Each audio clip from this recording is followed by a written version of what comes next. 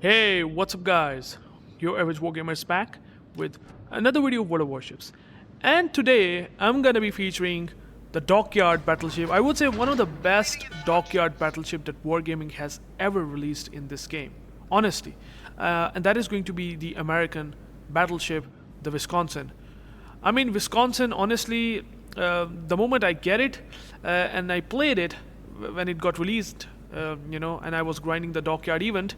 It happened actually only I would say several months ago, so it's not that long of a time, and we have got the Wisconsin.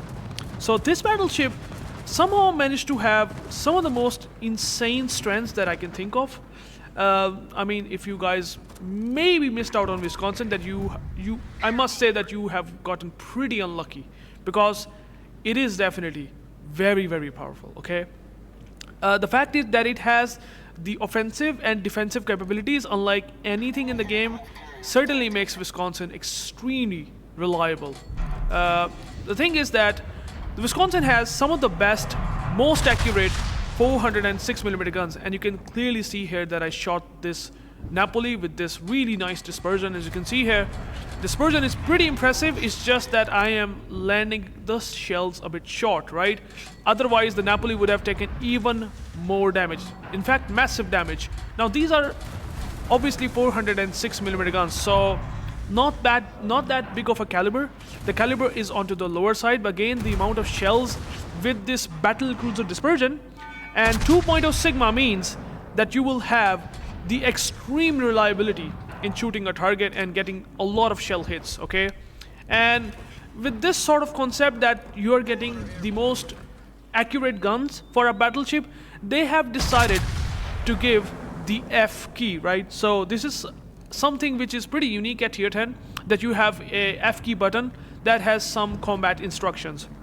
Now this combat instruction is a game changer. If you're able to land, I would say 16 shells, or I would say 15 shells in total, and you will have this F key ready, then you are going to have not only the boost in main battery reload time for 50% for 20 seconds, but also the game-changing factor is that you are going to get the consumable preparation and reload time of minus 80%, which means that all the consumables that you might want to load in like 80 seconds for I would say the heal, or maybe 80 seconds for the damage control party, these all things gonna get loaded in just 10 or 15 seconds once you use the F key. Because of the action time of 20 seconds, you will almost always going to have the damage control like every single time whenever you use the F key, if it's on cooldown, which is pretty absurd, right?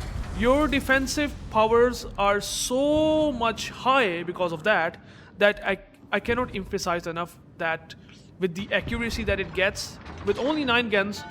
9 guns are a bit low considering that it has 406mm caliber guns. For example, in the case of Montana has 12.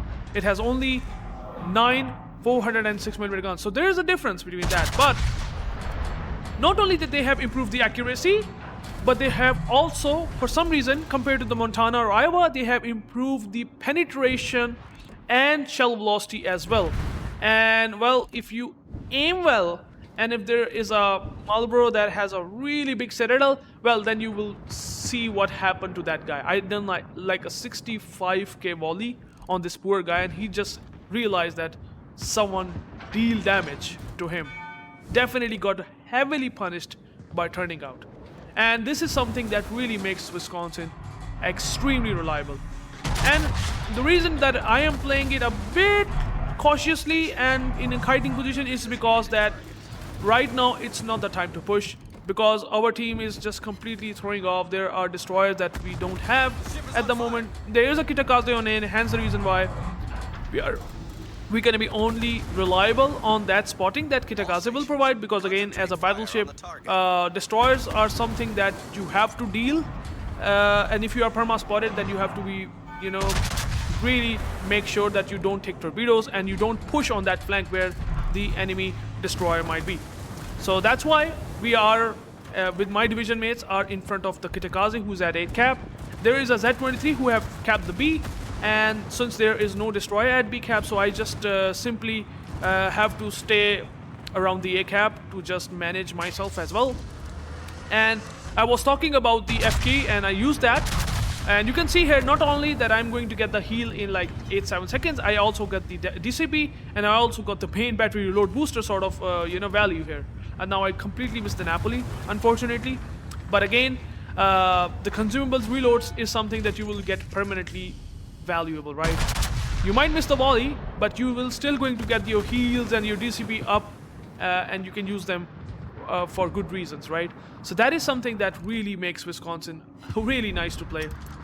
And now, one thing to mention that it has really good front firing angles, and pretty, I would say, not that good, kiting firing angles. So this ship is made for playing aggressive, and once I get the position where I will be able to showcase you that how ridiculously strong that it gets when it's playing aggressive, then you will definitely going to get impressed by Wisconsin. Now I'm quite sure some of you guys should be having Wisconsin and you might know the strengths, but I'm still explaining so that if anyone wants to just know the stuff that he missed on Wisconsin, he will just realize that how I would say that it's kind of a big regret for him, to be honest, if I would say that he missed on Wisconsin because of these capabilities.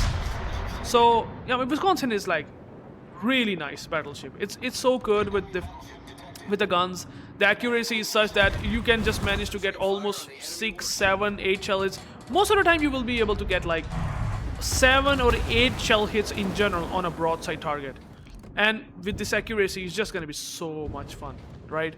The problem with the battleships that I always face is that their accuracy and that aim, whenever you do perfectly, you're just never able to get good damage. But in the case of Wisconsin, you just need to shoot onto the superstructure, which I'm trying on the Ipiranga, but Ipiranga has some wonkier speed.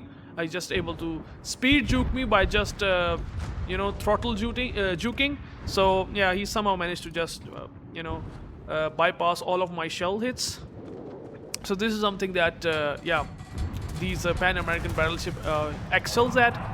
But otherwise, Wisconsin is going to be pretty nice, right? Now in this case, you can see here that the Nevsky is trying to speed juke me by slowing down.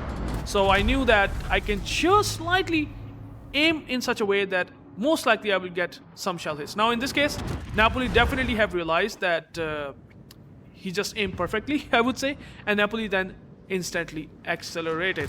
So this is something that Napoli... Oh, sorry, not the Napoli. What I'm saying, am I saying Napoli? Really? I should have said Alexander Nevsky, right? This is a Russian light cruiser, so yeah. Sorry, I apologize for if I'm constantly saying Napoli. Nevsky I'm talking about. So Nevsky is like a good kiting cruiser, so I have to be very aware of that.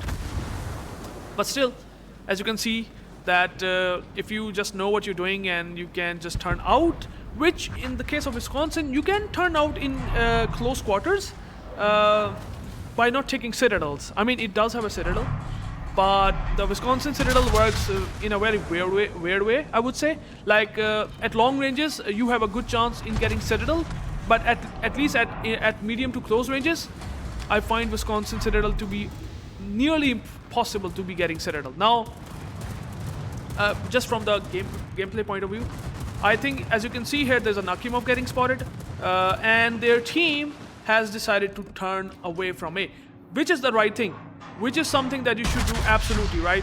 You should never push into the ships that are pushing towards you in such a grouped up way, so they are running away, which is something that as a player you should also understand. Now in this case, terrible aim. I just didn't able to land good hit on the Nakhimov, even though it has a terrible armor for a CV on broadside. The F key again comes in for wonders, and you can see here that I somehow managed to aim decent enough. I hopefully be able to get at least a citadel or something. Never mind, I just aimed it again bad. But again, I just get the main battery load booster sort of thing with the F key, and also I get the DCP once I get a fire. So like the survivability is on literally another level with the Wisconsin. And since the game is starting to get towards the to the late stages, I mean, and we don't have the caps, and enemy team actually have an advantage in caps. I mean, the points that you are seeing are not in our favor; they are in their favor. It's a bug that I don't know when they will be fixing it, but here you can see here that I will finally decide to push and will take calculated risk because I have only one heal left, and you can get an extra heal with the improved party readiness, which I have used on this ship as well. But well, as you can see here with this accuracy, I'm constantly getting citadels from here and there. Did some damage to that Albemarle. Oh, sorry, what the hell? Why am I saying Albemarle? What's going on with me, man? Eberanga. So taking damage. Did the damage on the Eberanga, trying to just do some damage, and I will push in, and you can see here that I have already done or racked up 210k damage, which is nice. And here you can see here that Nevsky is trying to turn out, and I think I have caught him completely off guard because he's just trying to speed juke me here and there. But look at the dispersion, right? Dispersion is good, but unfortunately I just get 5 overpens. I don't know why. That was the time that I was like really sad to watch that I got like overpens like this. But again, I mean, it's a battleship. Things like that happen from time to time. Might have missed a citadel.